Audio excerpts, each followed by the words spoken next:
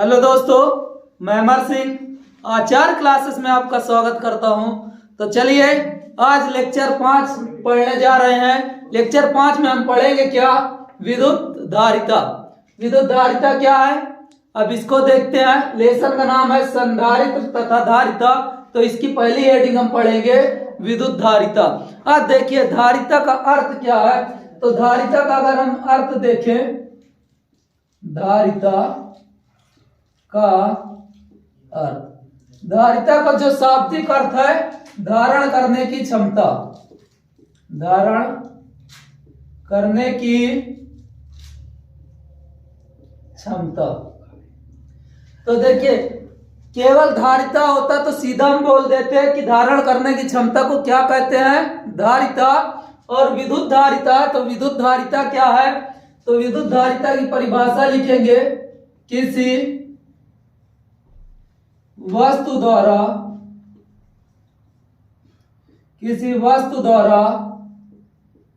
आवेश धारण करने की क्षमता को ही, धारण करने की क्षमता को ही विद्युत धारिता कहते हैं। विद्युत धारिता कहते हैं।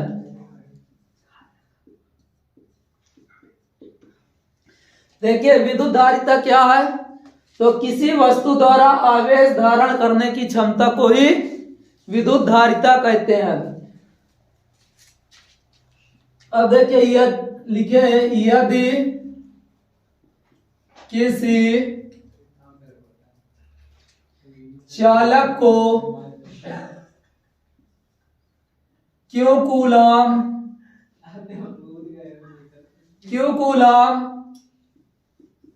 आवेश दिया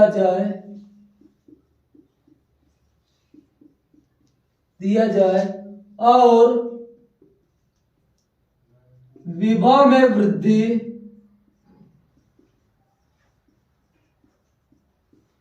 V हो, तब धारिता क्या होगी? विभव अगर V हो आपका तो Q जो होगा अनुक्रमानुपाती होगा V के। Q अनुक्रमानुपाती होगा V के।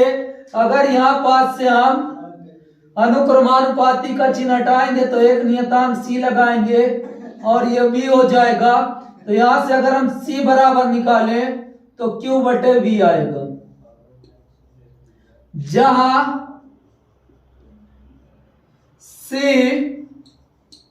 विद्युत धारिता है, Q चालक को दिया गया आवेश है, चालक को दिया गया आवेश, और V विभव है। तो देखिए ये फार्मूला क्या है धारिता का? C बराबर Q बाई V, जहां पे Q आपका क्या है? चालक को दिया गया आवेश, V विभव है और C धारिता है।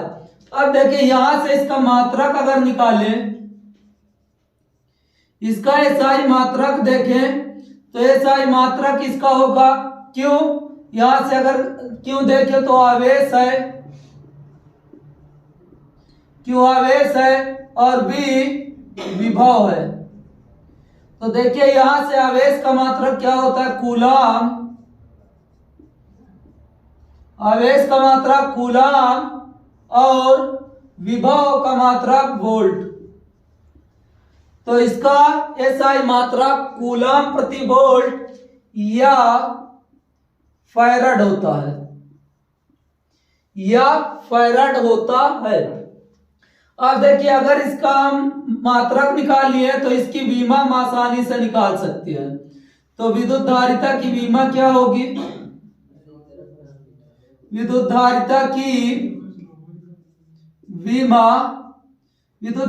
विमा देखिए यहां से अगर C बराबर हम लिखें Q बटे V, तो आपको पता है Q आवेश है, आवेश की विमा होती है AT और V विभव की आप कल V में पढ़े थे, V बराबर W बाई Q। तो यहां से देखिए कार की विमा होती है mL2 T⁻², अपॉन आवेश की होती है AT। तो अगर इसको आप ऊपर ले जाएं तो ये आपका आ जाएगा mL2 T⁻³ A⁻1। तो ये विभव की विमा होगी, विभव की विमा यहां पास हम रख देंगे mL2 T⁻³ A⁻1। अब देखिए अगर इसको हम ऊपर ले जाते हैं, C की विमा हमारी क्या आ जाएगी ऊपर ले जाने पर, C की विमा देखिए ये ऊपर जाएगी तो ये माइनस में हो जाएगा m⁻⁻1। L अगर ऊपर जाएगा तो ये भी माइनस में हो जाएगा l⁻²। T अगर ऊपर जाएगा तो ये देखिए माइनस में ऊपर जाएगा प्लस में T⁴, और A भी ऊपर जाएगा तो A⁴। तो ये विद्युत धारिता की विमा होती है। अब देखते हैं इसके बाद अगली हेडिंग।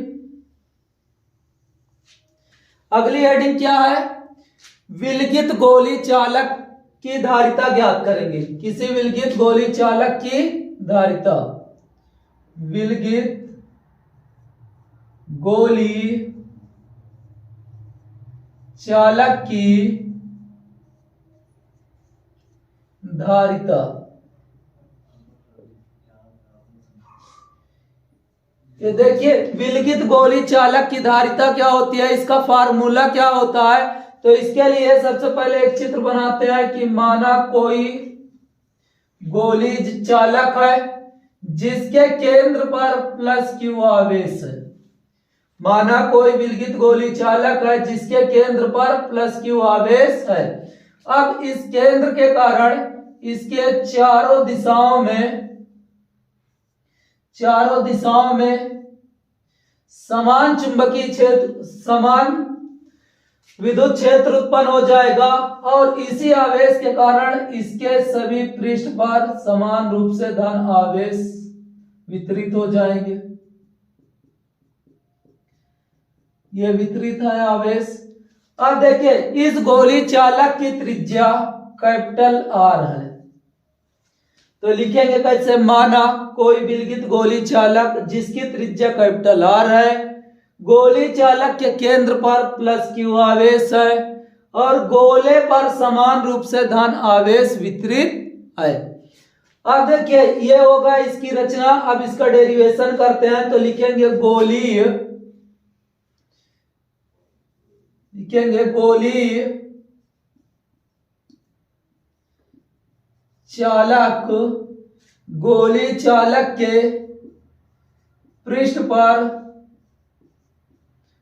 चालक के पृष्ठ पर वैद्युत विभव। तो वैद्युत विभव आप लोग इससे पहले वाले वीडियो में पढ़े हैं, अगर नहीं पढ़े हैं तो जाकर देख लीजिए। देखिए गोली चालक के पृष्ठ पर वैद्युत विभव क्या होता है, तो ये होता है V बराबर 1/4πε0 K Q/R। ये फार्मूला होता है। अब अगर देखें तो यहां पास हम लिखेंगे कि यदि गोली चालक की धारिता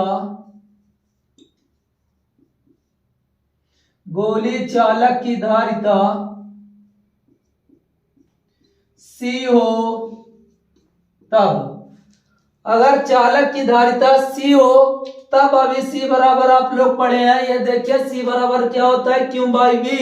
तो यहां पास अब लिख देंगे C बराबर Q/V। अब V का मान ये ऊपर से उठा के रख देंगे। तो समीकरण 1 से V का मान रखने पर, समीकरण 1 से V का मान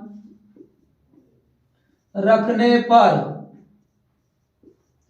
तो देखिए यहां पास अगर हम V का मान उठा के रख दें तो हमारी धारिता आ जाएगी। तो यहां पास अब रख देते हैं C बराबर Q अपॉन, देखिए V की जगह ये पूरा मान रखेंगे तो ये होगा 1/4πε0 K और ये Q/R। अब देखिए ये क्यू से क्यू कैंसिल हो जाएगा और ये ऊपर चला जाएगा, C बराबर आ जाएगा 4 pi epsilon not K into R, और इसका मात्रक होता है फैराड, तो ये लिख देंगे फैराड। तो देखिए किसी विलगित गोली चालक की धारिता का फार्मूला यही होता है, C बराबर 4 pi epsilon not K R। अब देखिए जहां पे अगर देखें तो ये क्या है, विद्युत क्षेत्र की, जहां एप्सिलॉन नॉट देखिए लिख देते हैं, पहले इसे कर लेते हैं, K बराबर वायु अथवा निर्वात के लिए, वायु अथवा निर्वात के लिए K बराबर 1 रखते हैं। तो यहाँ पास अगर K का मान रख देंगे तो C बराबर आ जाएगा 4 पाई एप्सिलॉन नॉट R, और इसका मात्रक होता है फैराड। अब देखिए लिख लीजिए, जहां C चालक की धारिता है, 4 पाई एप्सिलॉन नॉट इसका मान होता है, बाकी एप्सिलॉन नॉट निर्वात की विद्युतशीलता है, और R क्या है, गोली चालक की त्रिज्या। तो इसका स्क्रीनशॉट ले लीजिए। अब आगे बढ़ते हैं। अगर कहीं से भी आपको ना समझ में आया हो तो एक बार कमेंट कर दीजिए, अगली वीडियो में आपको यह हम फिर से समझा देंगे। तब तक आप इसका स्क्रीनशॉट ले लीजिए।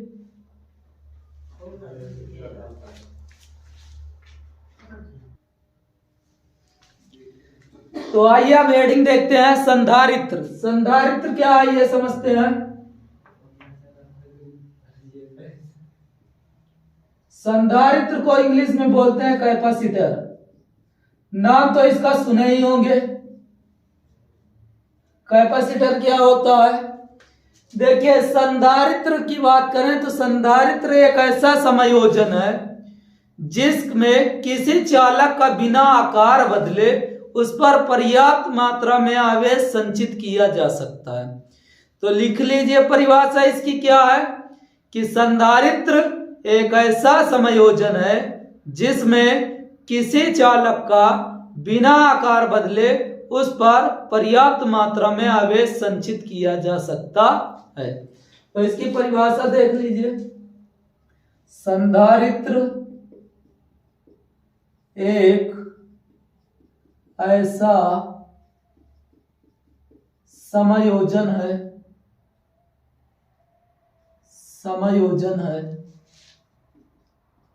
जिसमें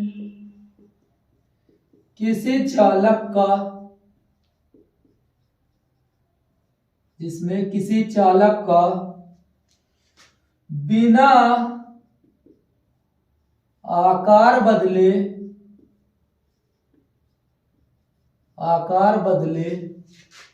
उस चालक पर पर्याप्त मात्रा में आवेश संचित किया जा सकता है। आवेश संचित किया जा सकता है।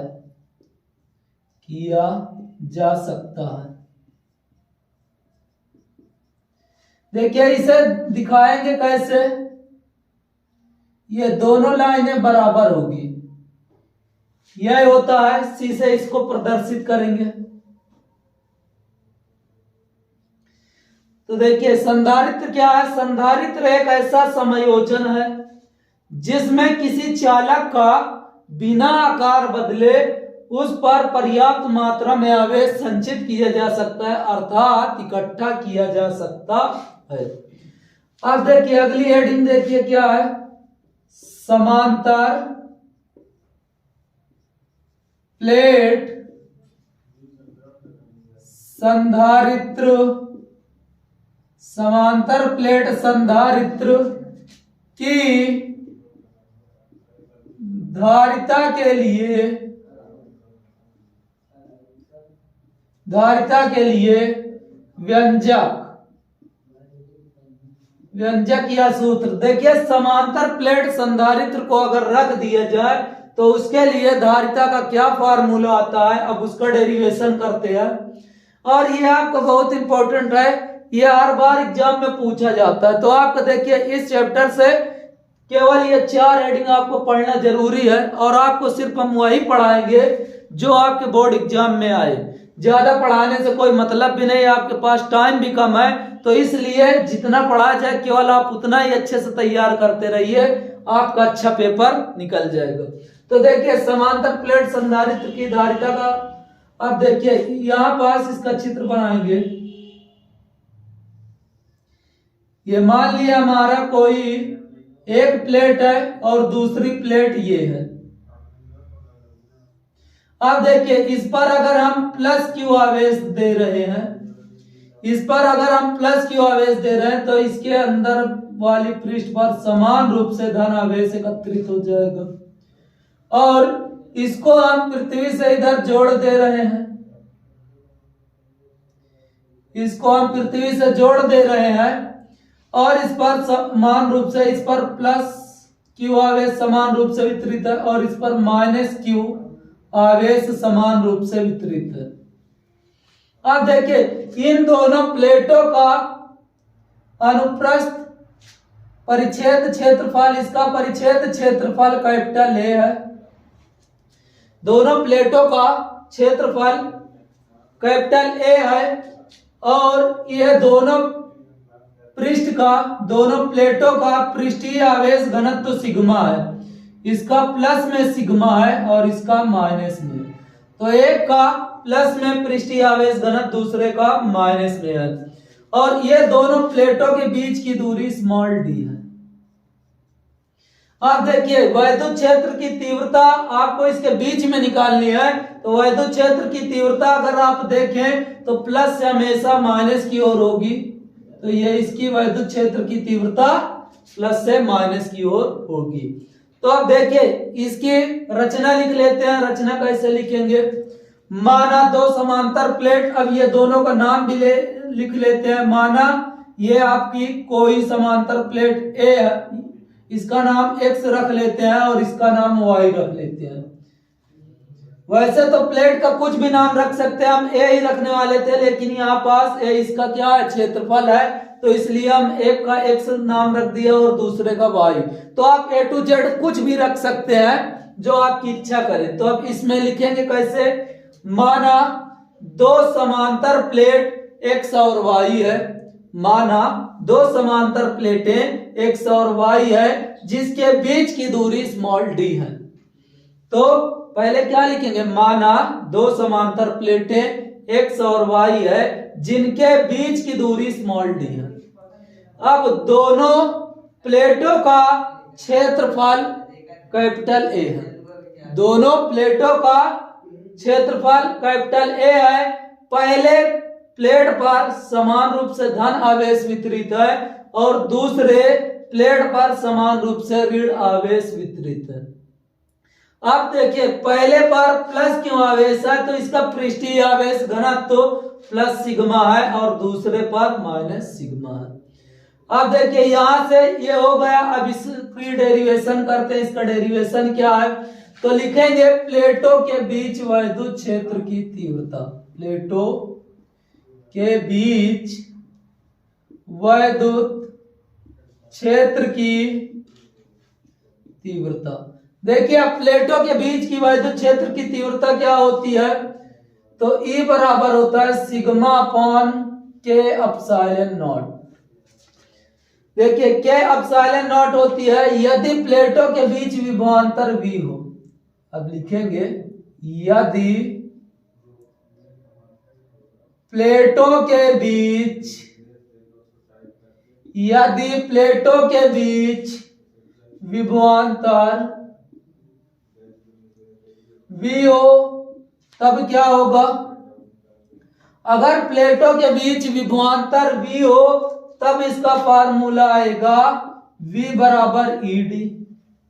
अब देखिए E का मान यहां से उठा के रख दीजिए, E का मान यहां से अगर हम उठा के रख दें तो E बराबर क्या है, सिग्मा अपॉन के एप्सिलॉन नॉट और गुणे में D है तो ये D। अब देखिए यदि इसका पृष्ठीय आवेश घनत्व क्या है, सिग्मा है, तो पृष्ठीय आवेश घनत्व, पृष्ठीय आवेश घनत्व सिग्मा है, तब पृष्ठीय आवेश घनत्व क्या होगा, सिग्मा बराबर होता है क्यू बाई ए। पृष्ठीय आवेश घनत्व होता क्या है, एकांक पृष्ठ पर उपस्थित आवेश की मात्रा पृष्ठीय आवेश घनत्व कहलाता है। या तो ये लिख सकते हैं किसी क्षेत्रफल पर उपस्थित आवेश की मात्रा को उसका पृष्ठीय आवेश घनत्व कहते हैं। अब देखिए ये आप रख दिए, अब सिग्मा बराबर क्या है, क्यू बाई ए। तो सिग्मा का मान यहां पास उठा के रख दीजिए, इसको समीकरण 1 मान लीजिए। समीकरण 1 में सिग्मा का मान रखने पर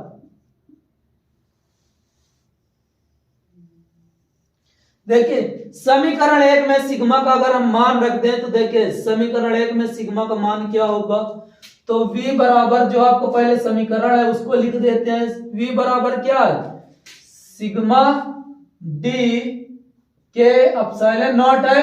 तो यही पास हमें सिग्मा का मान रखना है। सिग्मा का मान क्या है, क्यू बाई ए। तो यहाँ पास हम रख दें क्यू बाई ए। अब देखिए d वैसे ही है तो d को वैसे ही लिखेंगे और के एप्सिलॉन नॉट को लिख लेंगे नीचे। यह विभव आ गया। अब यदि प्लेटों की धारिता C हो, यदि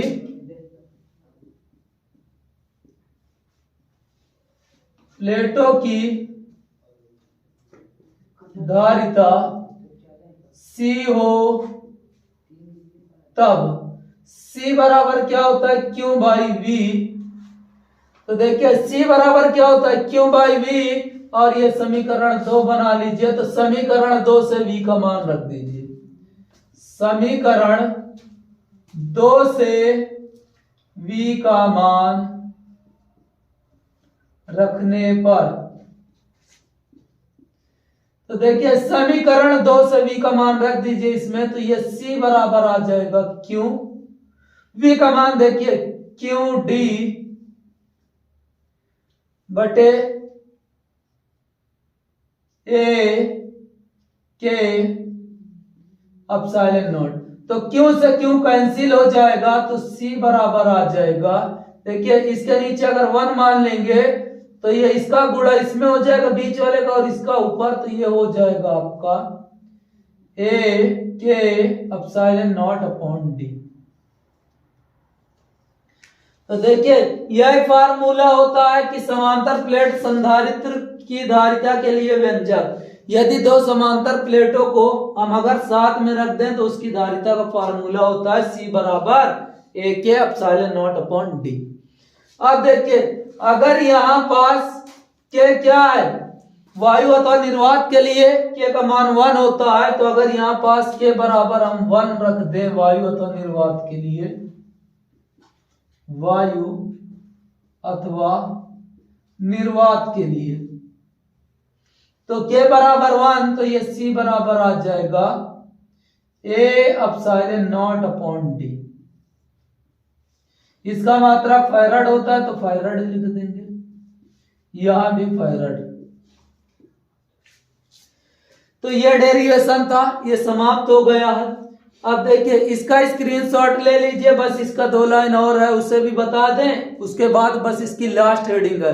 और आपको हम बार बार बोल रहे हैं केवल वही चीज आपको पढ़ाया जाएगा जो आपके एग्जाम में आए।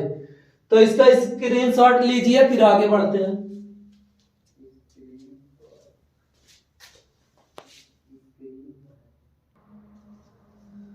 हाँ तो स्क्रीनशॉट आप लोग ले लिए होंगे। अब देखते हैं कि धारिता किन किन बातों पर निर्भर करती है। तो देखिए संधारित्र की धारिता की निर्भरता, ये क्वेश्चन 2022 में पूछा गया था, तो इसको अच्छे से समझिएगा। देखिए धारिता, ये जितनी भी ऊपर चीजें होती है ये अनुक्रमानुपाती होती है और जो चीजें नीचे होती है वो व्युत्क्रमानुपाती होती है। मतलब अगर ये सब आप बढ़ाते जाओगे तो इसका मान भी बढ़ता जाएगा और इसको बढ़ाओगे तो ये घटता जाएगा।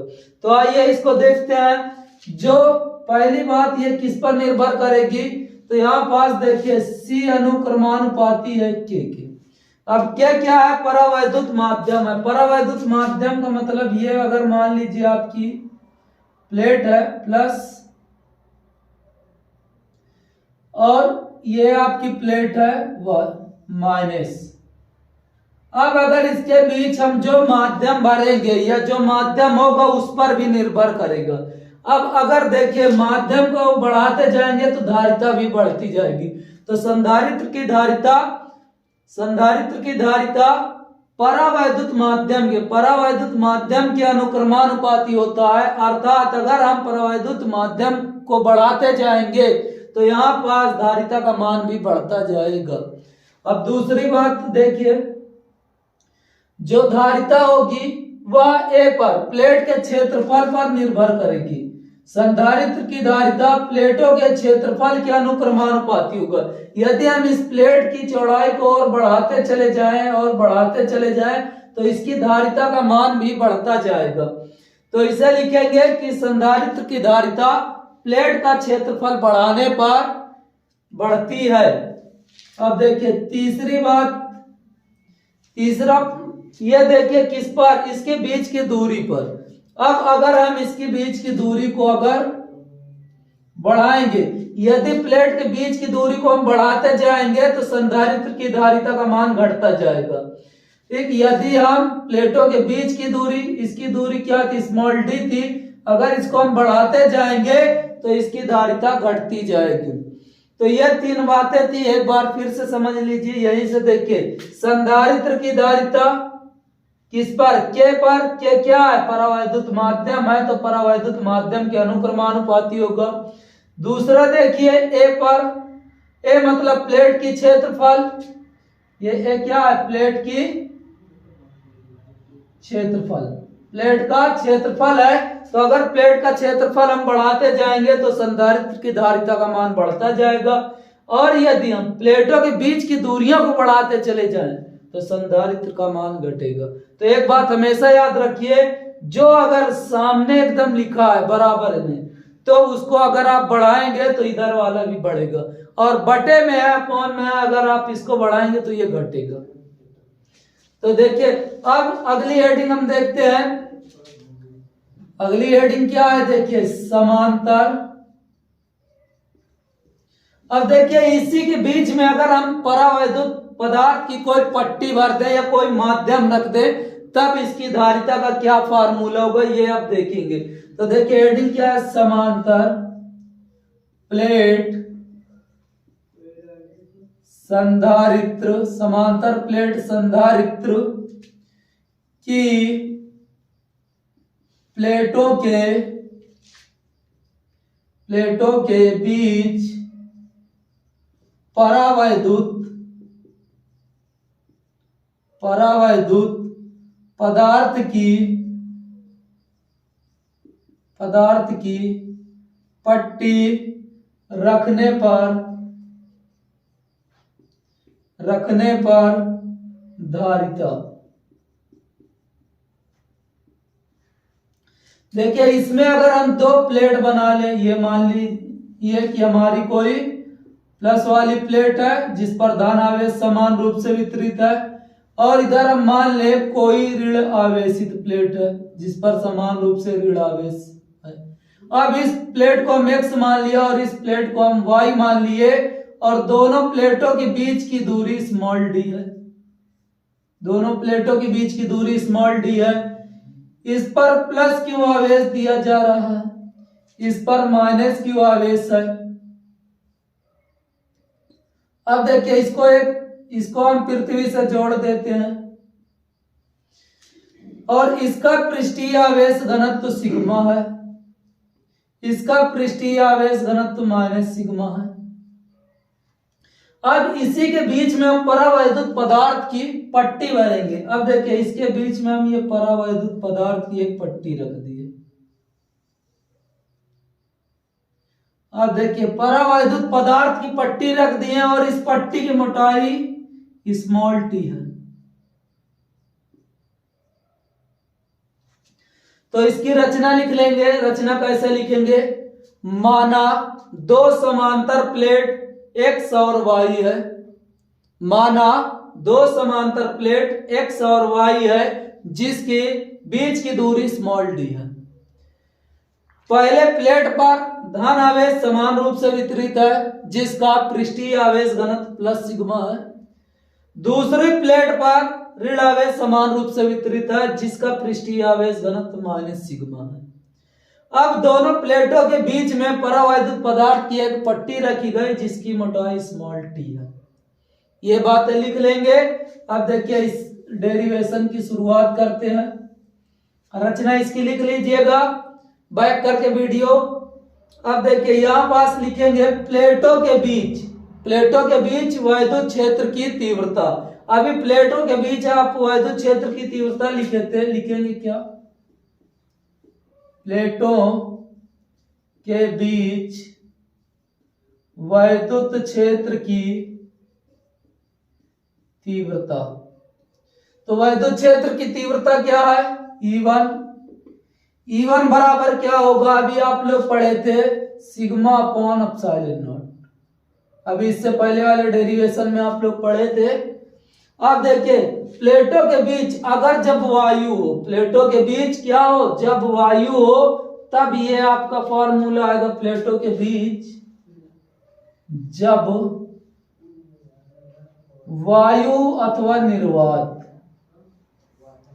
वायु अथवा क्या हो? निर्वात हो। जब प्लेटों के बीच वायु अथवा निर्वात हो, जब प्लेटों के बीच वायु अथवा क्या हो? वायु अथवा निर्वात में वैद्युत क्षेत्र की तीव्रता का ये फार्मूला होगा।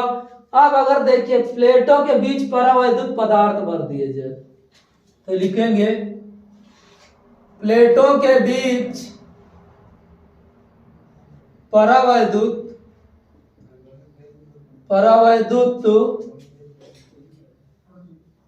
क्षेत्र में, मतलब इस क्षेत्र में परावैद्युत क्षेत्र में वैद्युत क्षेत्र की तीव्रता, वैद्युत क्षेत्र की तीव्रता ये क्या होगी? E2 बराबर सिग्मा। अब देखिए इस परावैद्युत पदार्थ का माध्यम हम क्या माने? K, तो K एप्सिलॉन नॉट। ये E2 आ गया। अब जैसे आप इससे पहले वाला डेरिवेशन किए थे वैसे ही है, बस आपको यहाँ पास याद रखना है कि जब आप E1 का मान रखेंगे तो D माइनस टी रखेंगे। क्यों? क्योंकि अगर हमें इसके बीच की दूरी निकालनी होगी तो इस दूरी को अगर हम घटा दें तो इसके बीच की दूरी आ जाएगी। तो यहाँ पास अब लिखेंगे यदि प्लेटों के बीच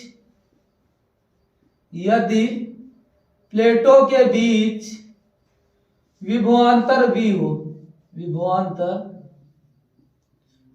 हो तब V बराबर क्या होता है? ED होता है। तो V बराबर आपका हो जाएगा E1। D की जगह देखिए अब E1 के लिए जब इसके बीच में क्या वायु हो तो अगर यहां हम निकालेंगे तो इसके बीच की जो दूरी आएगी हम रखेंगे D माइनस टी। अब देखिए E2 इसकी जगह हम कितना रखेंगे? केवल इसके बीच की मोटाई हम क्या माने? T, तो इसकी जगह हम लिख देंगे केवल T। अब देखिए E1 और E2 का मान रख देंगे। E1 का मान देखिए सिग्मा अपॉन क्या आया है? Epsilon not. और क्या है?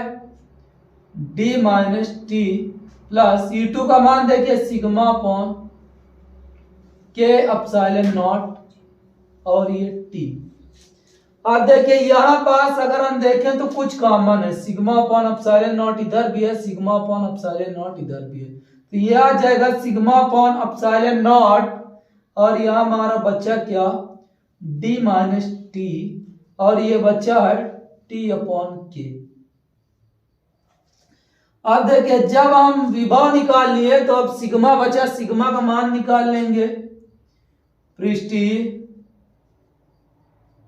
आवेश घनत्व सिग्मा बराबर क्यों बाई ए होता है। तो ये मान उठा के यहां रख देंगे। V बराबर सिग्मा का मान देखिए क्या? क्यों बाई ए। तो ये हो जाएगा A एप्सिलॉन नॉट और यहां बचा D minus T upon T. ठीक, ये बचेगा D minus T plus T by के। अब यदि प्लेटों की धारिता, यदि धारिता C हो तब क्या होगा? C हो तब देखिए यहां पास C बराबर आपको पता है क्यों भाई ये होता है, तो ये मान रख देंगे। यदि धारिता C हो तब C बराबर देखिए होता क्या है? C बराबर Q बाई B। अब देखिए इसको अगर हम समीकरण 1 मान ले तो समीकरण 1 से V का मान रखने पर, समीकरण 1 से V का मान रखने पर, समीकरण 1 देखिए ये है हमारा, तो यहां से C बराबर क्यों, V का मान देखिए क्या है? V का मान क्यों बाई ए एप्सिलॉन नॉट, क्यों बाई ए एप्सिलॉन नॉट, और देखिए क्या है? D माइनस टी, तो यहां लिख लेंगे D माइनस टी, और ये देखिए क्या है? T प्लस टी बाई के, टी बाई के। तो यहां से क्यों कैंसिल हो जाएगा और C बराबर हमारा आ जाएगा, ये ऊपर जाएगा तो A epsilon not upon D minus T plus T by के।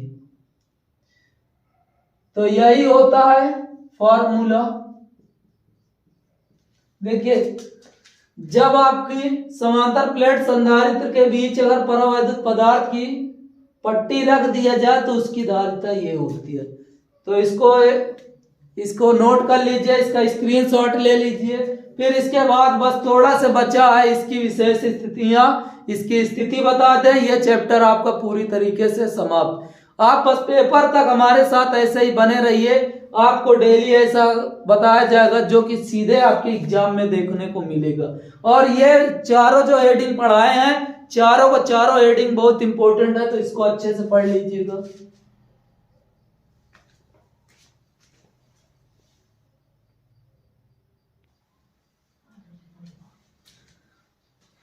हाँ तो देखिए इसकी अब इसकी स्थिति क्या है? दो स्थिति देख लेते हैं, उसके बाद ये डेरिवेशन आपका समाप्त।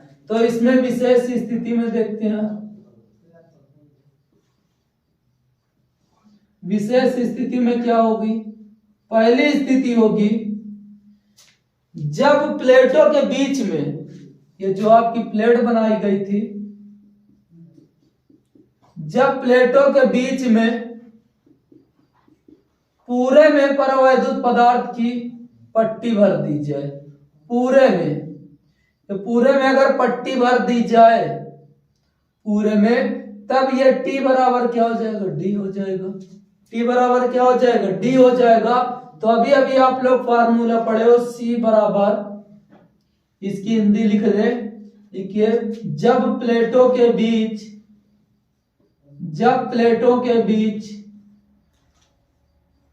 पूरे स्थान में, जब प्लेटों के बीच पूरे में परावैद्युत पदार्थ की पट्टी रख दी जाए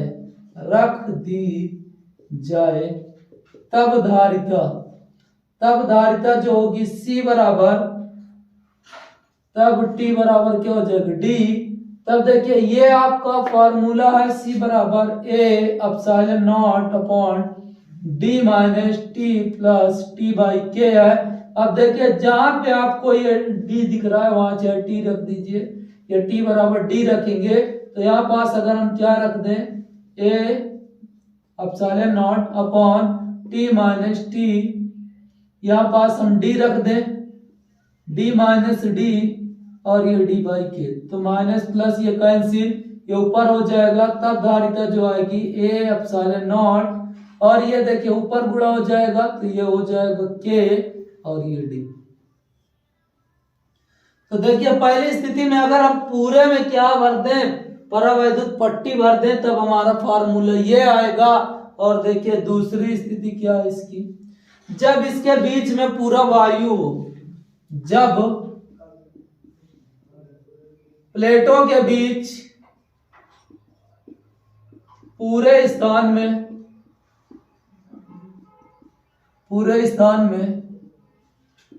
वायु हो, तब जब पूरे स्थान में वायु होगा तब T कुछ नहीं होगा, अर्थात T बराबर 0 होगा।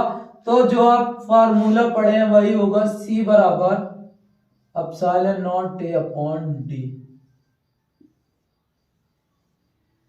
तो देखिए ये चैप्टर पूरे तरीके से समाप्त हुआ।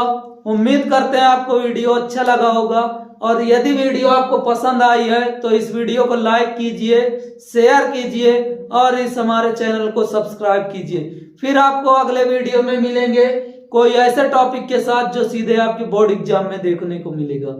तो आज के लिए बस इतना ही, कल फिर मिलेंगे।